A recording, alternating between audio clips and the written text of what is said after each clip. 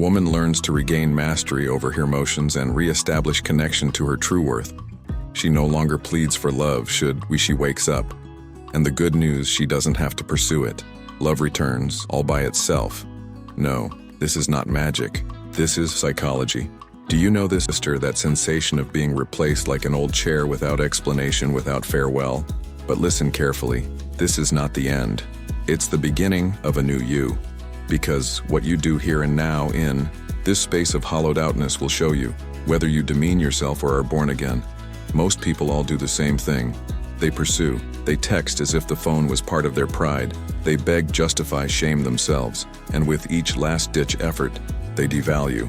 It's like attempting to put out a fire with passion fuel. Sound familiar? Don't panic, you're not alone. But now is the time to change the rules of the game. Today you'll learn why silence, detachment, and personal rebirth are not just easy advice. They are true weapons, both psychological and emotional. And no, you don't have to become a guru or read 100 self-help books. All you need is courage, the courage to do things differently. Because the woman who stops begging for love is the one who begins creating it, without uttering a single word, just due to her presence.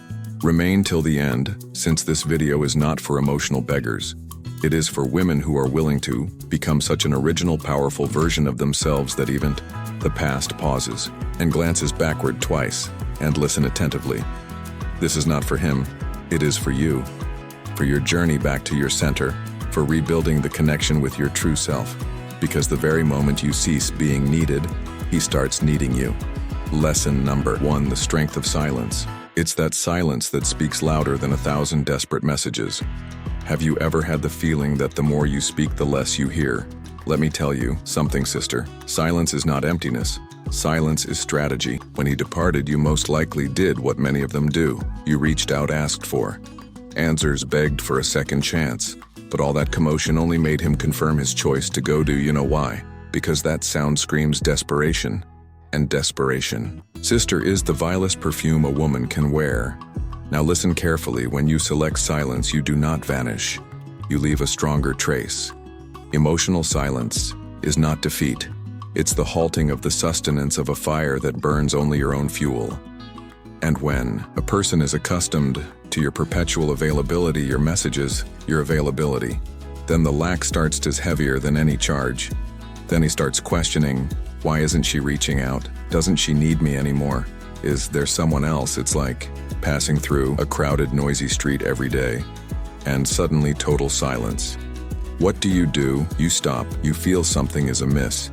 That's how sophisticated detachment operates. It's not disappearance. It's establishing such an intense contrast that the other person can't help but notice it. The philosopher Epictetus put it bluntly. First, understand what you want to communicate, then speak. First, understand what your silence says and let him figure it out on his own. Because when you do not provide explanations, he begins creating his own. And that, sister, is no coincidence. It's emotional strategy. This is no secret to women who have learned to master their emotions. Do you know what happens when a woman who always reacted immediately, all of a sudden disappears? She leaves a void, and human nature despises a void. We do it instinctively, attempt to fill it. That man who formerly dismissed you without hesitation starts to feel that something has altered. You are no longer around to construct him up. You are no longer clapping for him, reminding him how special he is. And unbeknownst to you, you are a permanent thought, an unresolved question. Tell me the actual story about a girl. She was blocked on all social media platforms. And what did she do? Nothing. She didn't retaliate, didn't cry on social media, didn't send messages, didn't beg, didn't send gifts, total silence. What did she work on? Herself. She worked on her body, her finances, her mindset too. Months later, he returned with apathetic excuse, I dreamed about you. That was no coincidence. That was the effect of well-placed silence, because silence doesn't just say, it does. While she remained silent, she rebuilt her own self-worth, discovered pieces of herself she had lost sight of, because she'd concentrated so intensely on him. And when you do that inner work, everything on the outside is different. Your energy changes, your posture, your look. And that, sister, he feels even from thousands of kilometers away. Silence is not passivity. It is charged power, an emotional time bomb. Delete that compulsion to text him today. No good morning, no memes, no subtle suggestions, nothing. Make yourself emotionally unavailable. Erase him, if you must not. To forget him, but to demonstrate yourself that you won't squander your energy on someone who doesn't. Respect it. And while you do that, evolve. Each silence ought to be worth 10 steps of inner growth. Think about it. Each time you write to him, each time you clarify, beg, plead, you're sending, even without words, a very clear message. I need you so much that I can't live without you. And that message, sister, is what repels him, because we all without exception want what is difficult to obtain, not what is placed before us on a silver platter. Strategic silence is a diet for the soul. At first, it's uncomfortable, hurtful, frustrating, but with time it makes you stronger, more centered, transformed. And this new energy doesn't go unseen. It's like you're broadcasting on a new frequency, a frequency that quietly says, I am fill up from within me. So stop trying to persuade him with words. Let your silence be your loudest voice, because listen well. The one who is silent has power. The one who pursues loses, and the one who grows in silence becomes indelible. Stop yelling where no one hears. You start making a silence so clear that it compels him to seek you out. Lesson 2, reverse psychology without manipulation. Because when you step away, he starts to move closer. Has it ever happened to you that he suddenly shows up just when you've emotionally detached? That's exactly where many fail. They think detachment means indifference, but in truth, it means influence. When you withdraw your attention, something happens in the male brain. You're no longer predictable. You're no longer always available. You become an unknown. And the human brain, especially the male brain, hates emptiness. Attention creates habit. And when you break that habit, when you're suddenly not there anymore, he feels like he's lost something. Even if he can't articulate it, that is real reverse psychology. It is not about manipulating him. It is about demonstrating through action that the dynamic has shifted, that you are no longer emotionally in the same space. You're not forgetting him because of pride. You're doing it because of wisdom. Because anyone who does not value you while you're around needs to feel your absence without warning. It's as if removing sugar from a person who has consumed sweet coffee all their life. Initially, they don't know what's lacking, but they notice it. And even if they won't say it, they miss it. The flavor is different, and that exact change, that tension, that difference between what was and what now triggers something fundamental in the male mind.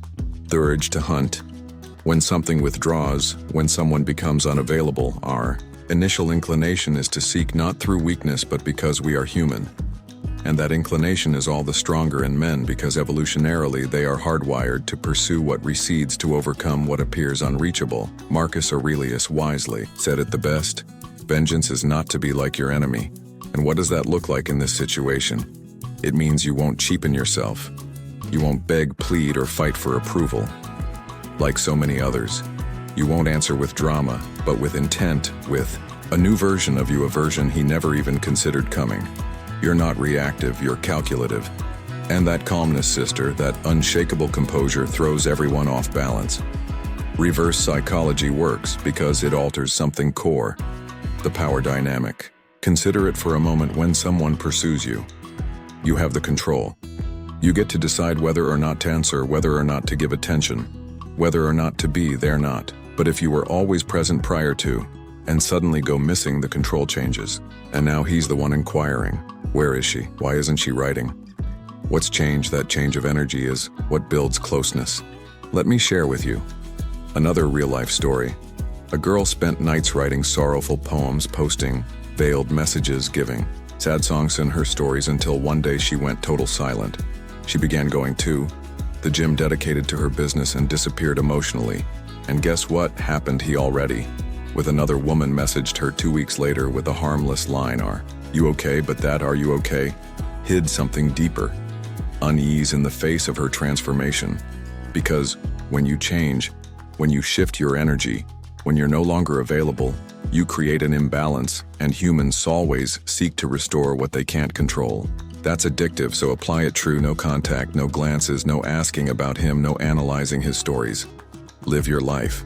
Reinvent your days, turn every minute without him into a stage of personal growth. Your distance is not indifference, it's repositioning. And this repositioning is not just external, it's internal too. It's a silent statement that says, I'm no longer where you lost me. You're reorganizing your thoughts, your priorities, your values. You're no longer the one waiting for a message. You're the one walking her own path. And that independence of emotions is attractively magnetic. Stop working on being remembered. Be someone unforgettable. Because when you shift your energy, you shift the game, and you're not here to be an alternative.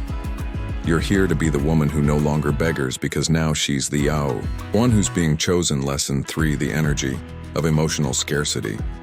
What is scarce is coveted more because what we do not have is precisely what intrigues us the most. There's a rule that never fails.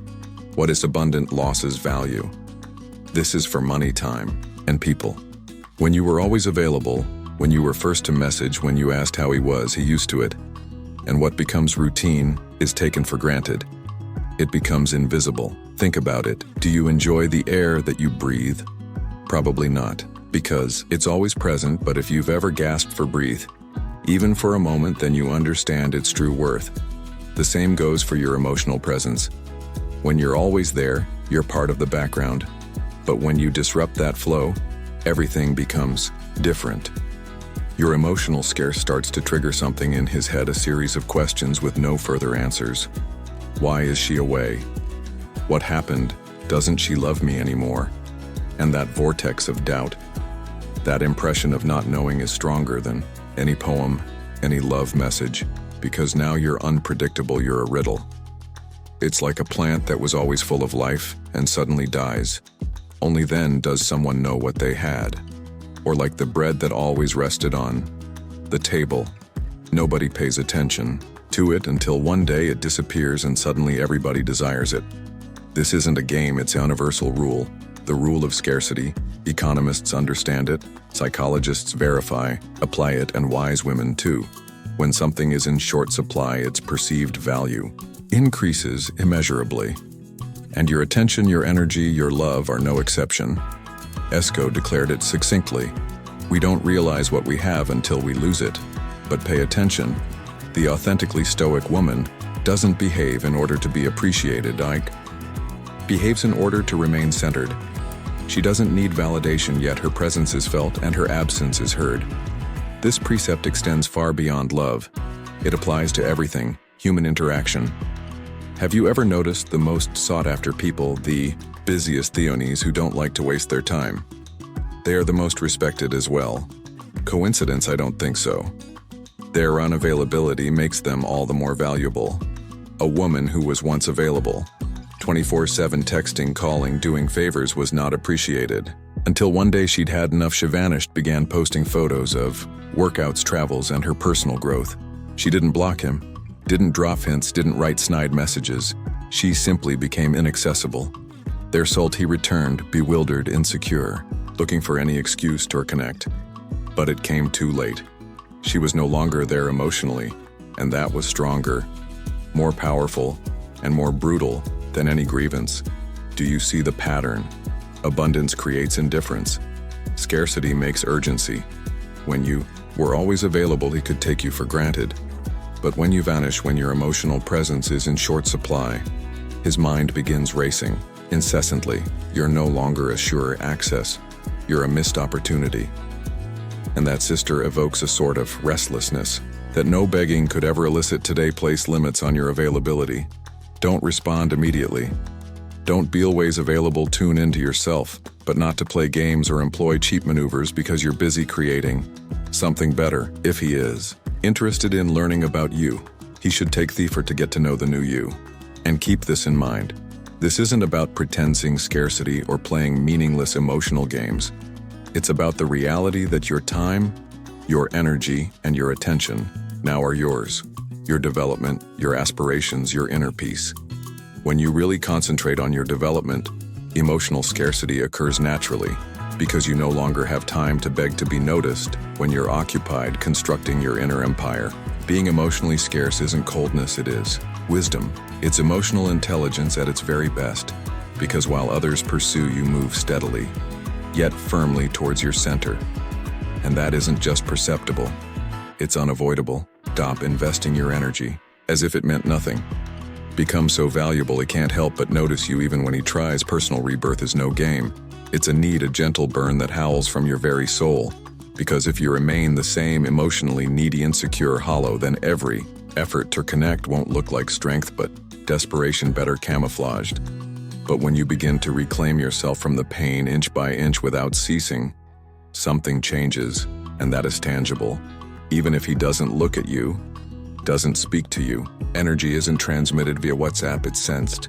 It's like a house that used to lie in rubble, and months later, a stunning building stands in its place. Anyone who saw it razed to the ground can't help but gawp in wonder at what has been constructed. There and new, that's you. A complete rebuilding. Not only a surface impression, but our construction of your underpinning, your self-worth, your dignity, your essence. Because this has nothing to do with altering your looks or putting inspirational quotes. Instagram. That's just emotional makeup. What matters most is what can't be seen.